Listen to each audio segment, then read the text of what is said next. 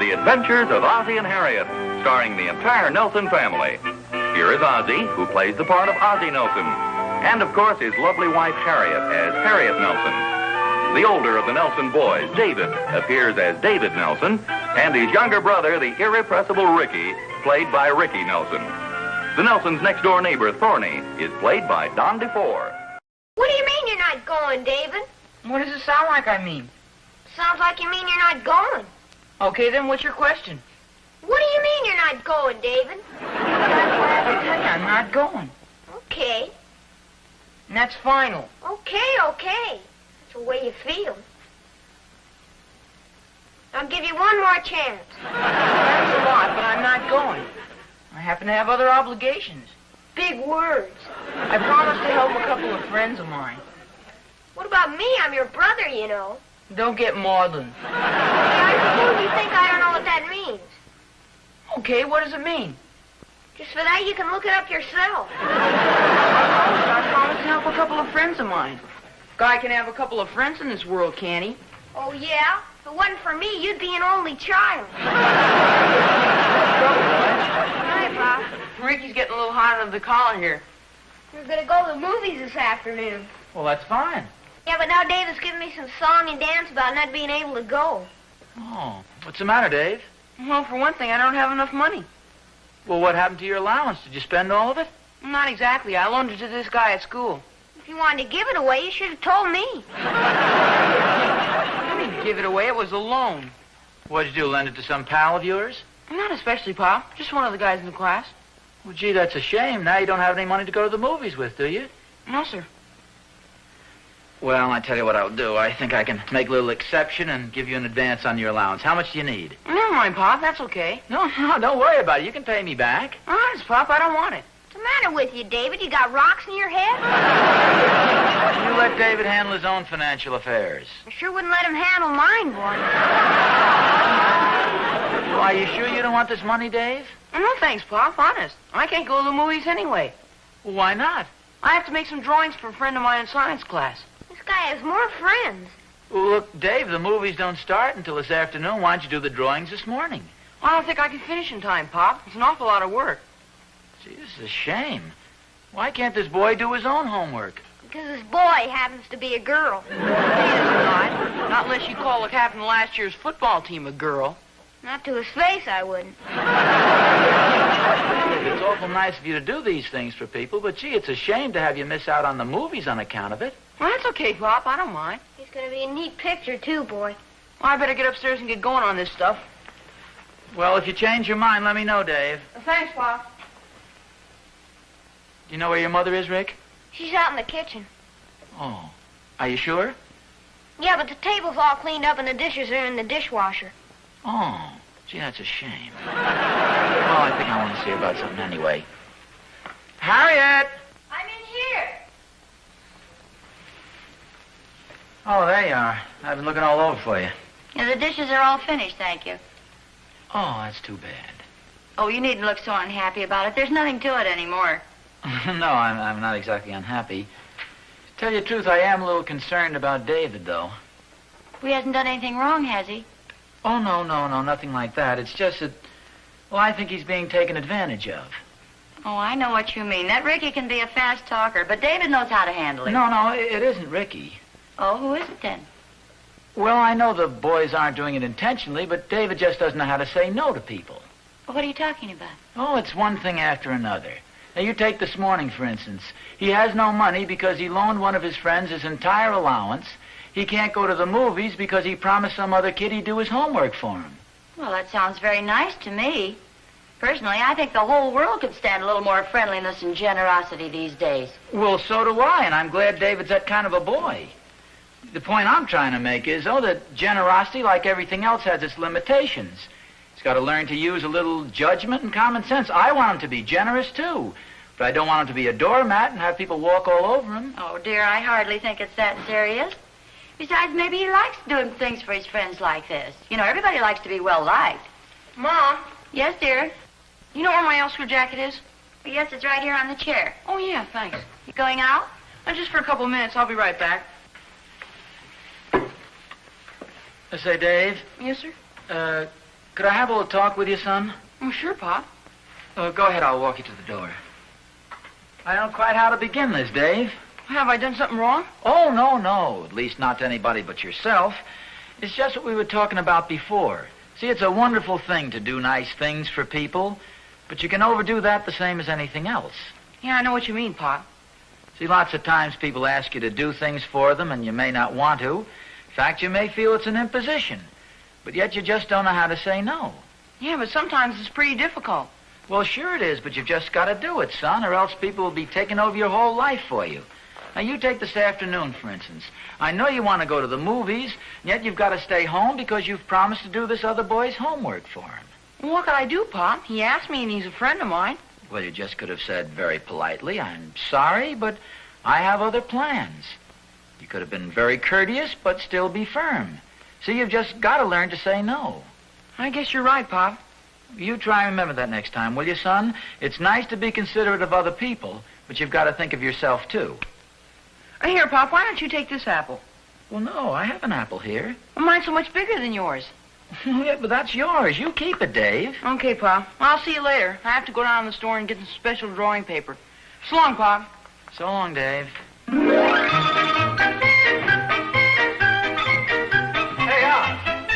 hiya, boy. I'm just coming over to see you. Well, good for you, Thorny. What's on your mind? Guess what? We have a little house guest visiting us for a few days. Oh, good. Yeah, little niece of Catherine's. In fact, Catherine just picked her up at the train a few hours ago. Oh, that sounds wonderful. Yep, she's going to spend the weekend. Lovely little girl, too, Oz. About 14, I would say. Hey, that's just about Will's age. How does he like the idea? Well, unfortunately, he left last night for an overnight hiking trip. Seems he had it planned for several weeks. Oh, that's a shame. Yeah, the whole thing was a sort of a surprise. I didn't realize she was Will's age. Naturally, we wanted to have a good time while she's here. Oh, naturally. So when she received the invitation to the party last night, well, we were pretty disappointed. Party? Yeah, it seems Claire Randolph is giving a party for her daughter, and she called Catherine to invite little Shirley. Oh, That's yeah. the little girl's name. Well, that sounds wonderful. Yeah, except that she can't go alone, being a complete stranger here and all. They sort of figured Will was going to take her. Oh, yeah. It's too bad. So you can see the spot we're in. She's a very nice little girl, Oz. Very well-mannered. Oh, yeah, I'm sure she is. I sort of thought you might have a suggestion. It'd be awfully nice if she could go to the party. Of course, if she had an escort, she could go. Now, if we could think of some young chap, about 14 or 15, very clean-cut, well-mannered, agreeable, and very popular with the rest of the kids. Pardon me a second, Thorny. What about David? He's... I accept. I said I accept. Little Shirley will be delighted to go to the party with David. Well, thank you, Thorny. On behalf of David, may I say he'll be very, very delighted to escort little Shirley to the party. Thanks a lot. Oh, forget it. After all, if you can't do a favor for a pal. Oh, you're a real pal, Oz. Thanks a million. You bet. Oh, incidentally, thank David for me, too, will you? Hi, Pop. Hi, Pop. Oh, hiya, boys. Got some interesting news for you, Dave. Oh, good. It seems a little niece of Mr. Thornberry's just arrived in town this morning. Oh, that's nice. No, where'll you hear this now? I understand that she's just about your age and a very cute little girl. Oh-ho. Everything over to Dave. Well, sir, here's the interesting part. She's been invited to a party at Mary Randolph's, and I understand she doesn't have an escort. Where's Will? Well, he's gone on an overnight camping trip or something, so he can't take her. Well, sir, Mr. Thornberry and I have been thinking the thing over, and we've decided that we know another young lad who would fit the bill exactly. He's a very well-mannered boy and a popular young fellow to boot. I'd be happy to take her, Pop. Ricky, please, I'm talking to David. Gee, for a guy who's a popular young fellow to boot, I sure get kicked around. More at David's age. Well, how about it, Dave? How about what, Pop? Well, Mr. Thornberry and I would consider it a great favor to us if you would agree to escort this charming little lady to the dance. You hear me, Dave? Yes, sir, I heard you. I was just thinking about something. Thinking about what, David? What you said before. What I said before? Yes, sir. I'm awful sorry, but I have other plans. You mean you don't want to go? Well, David, this sounds like it'll be a lot of fun. Well, thanks a lot, Pop, and thank Mr. Thornbury for me, too, but my answer is still no. Well, don't you even want to think it over? No, thanks, Pop. And, gee, thanks a lot for the swell advice, Pop. Oh, that's okay, son. Anytime at all.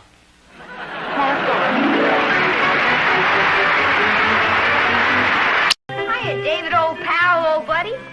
What's on your mind, little man? Not a thing, old pal, not a thing. You sure are palsy-walsy all of a sudden. I've been doing a little thinking. I doubt it. No, I mean it. I'm a pretty lucky guy to have a swell fellow like you for a brother. Yeah, life has been good to you. Best brother a brother ever had for a brother. Okay, come on, never mind. What do you mean, pal? Come on, I know you're after something.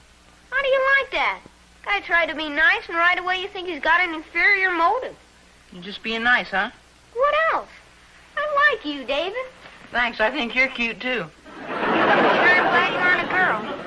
Well, I'm kind of happy about that myself. Sure would be awful having a big sister. Wearing your old clothes is bad enough. You don't mind having a big brother, though, do you?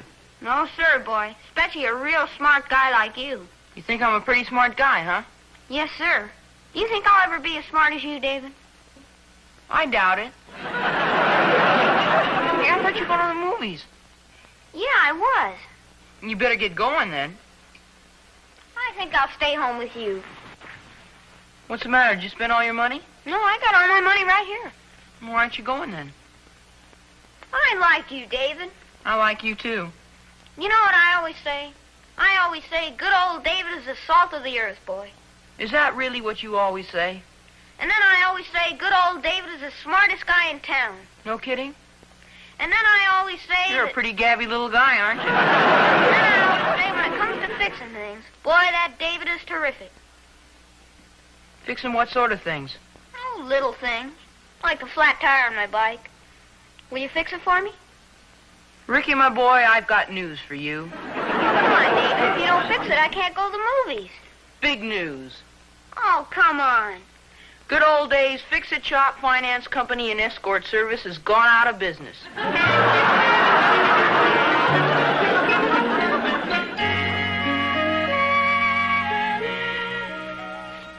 Ozzie? Oh, hi, Harriet. What are you so worried about? I'm not worried. Oh, I guess I might as well tell you. Harriet, we have a bit of a problem here. The Thornberry's little niece is visiting him, and she's been invited to a party at the Randolphs. Well, it sounds very nice. Well, yes, but Will is off on a camping trip, and the poor little girl has nobody to take her. But what about David? I asked David, and he politely but firmly turned me down. Well, that doesn't sound like David. That was exactly my reaction. Considering the fact that he does favors for just about everybody in school, you'd think he could do this one small one for his own father. Well, of course, if he doesn't want to, dear, it's up to him. Well, you don't understand the extent of our problem. I promised Thorny that David would take the little girl to the party. And after all, a man can't go back on a promise. You promised, Thorny? Well, yes, he's my best friend. I don't think that was too much of a favor for him to ask me. Well, he wasn't asking you to take her, dear. Don't you think you should have spoken to David first? Well, yes, I realize that now, but I had no idea David would take my advice so seriously. What advice is that? You remember the discussion we had this morning? See, David is so darn good-natured, and he does favors for just about everybody, so they take advantage of him. Yes, I know. Well, now, Harriet, my case is entirely different. After all, I'm the boy's father, you know. Well, I didn't say anything. But evidently you did. Well, it's just that I've promised Thorny, and a promise is a promise. It's a little embarrassing to have David go back on my word.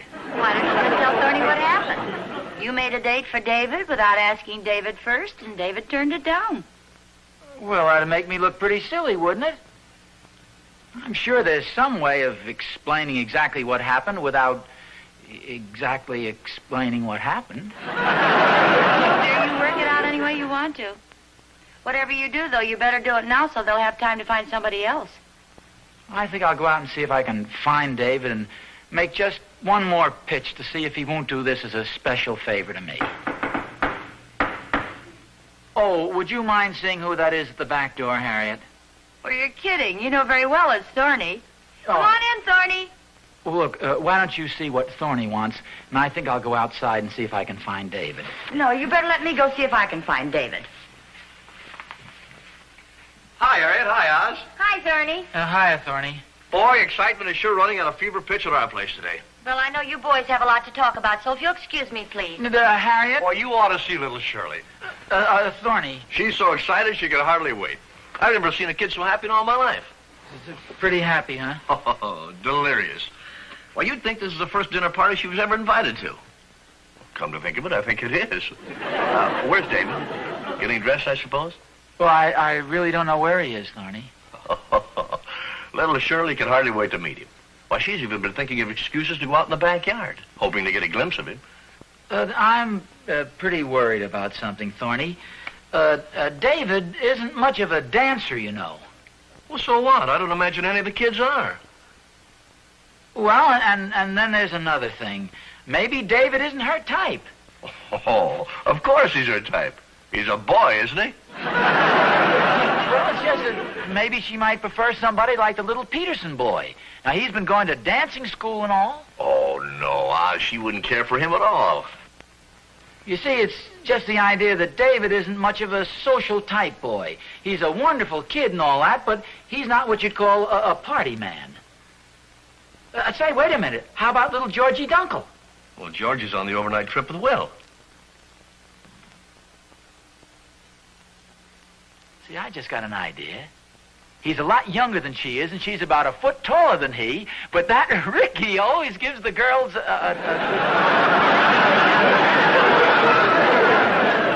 suggestion. Quit worrying, Oz. Believe me, David and Shirley are going to get along together just fine. Well, I've got to be running along now. She's very anxious to model a new dress for Uncle Thorny. She even bought a new dress for the affair?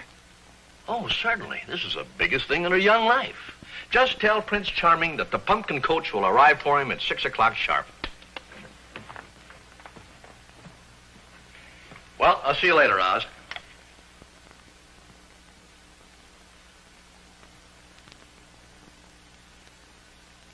Harriet. Harriet!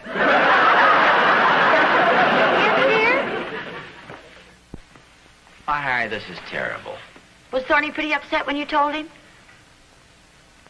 Well, now, you've got to realize, Harry, that this is a very delicate situation we've got here. Everybody's terribly excited about the party. The little girl's looking all over, anxious to meet David. She's bought a new dress. This is going to be a terribly crushing blow to the poor. Ozzie, you did tell Thorny. Oh, of course I plan to tell him. In other words, you haven't told him yet. Well, like I say, Harry, now this is a very delicate situation. There are lots of different factors involved that make it extremely difficult to I chickened out. Well, dear, I know how you feel, but the longer you put it off, the harder it's going to be. I can't argue with you because you're absolutely right.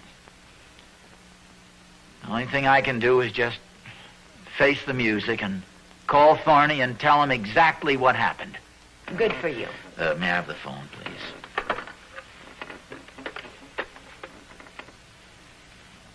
I don't suppose... No, I wouldn't. This is probably the last time I'll hear old Thorny's voice. See, maybe if I just saw David and spoke to him once more and pleaded with him and explained to him what a wonderful thing it would be to do this favor for his kindly neighbor, Mr. Thornberry, and his dear old dad. See, maybe I could bribe, not bribe, I mean, maybe I could offer the boy a couple of dollars. Well, look, dear, he won't be back until dinner time. It'll be too late by then. Yeah, I guess you're right.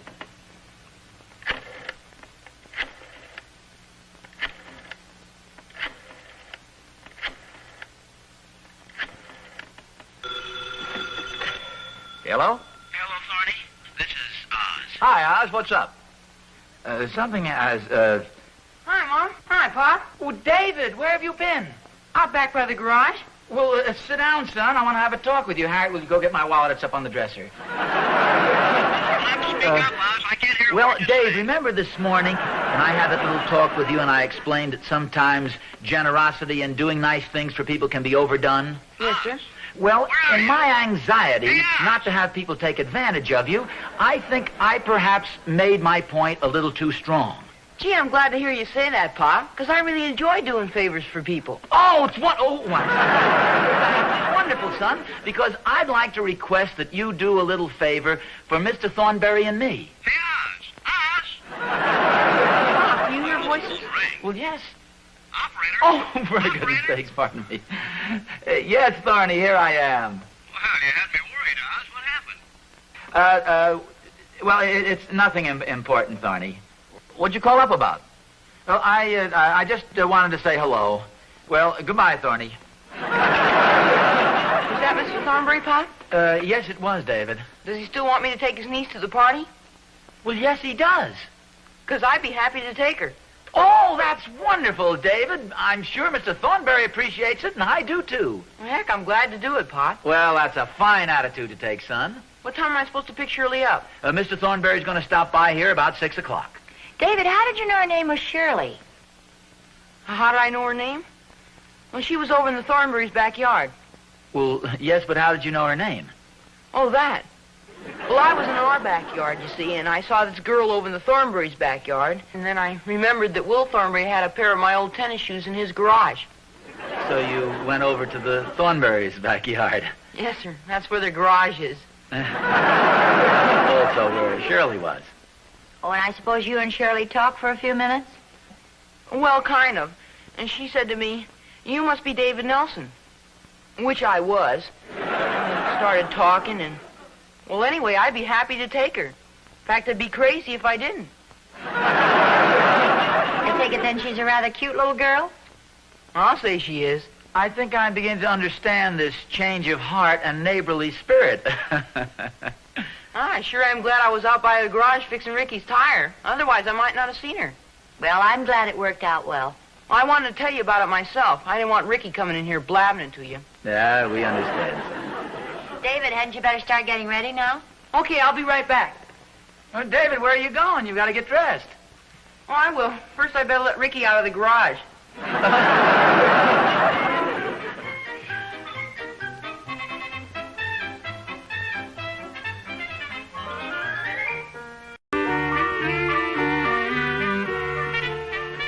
All the sneaky tricks to play on your own brother.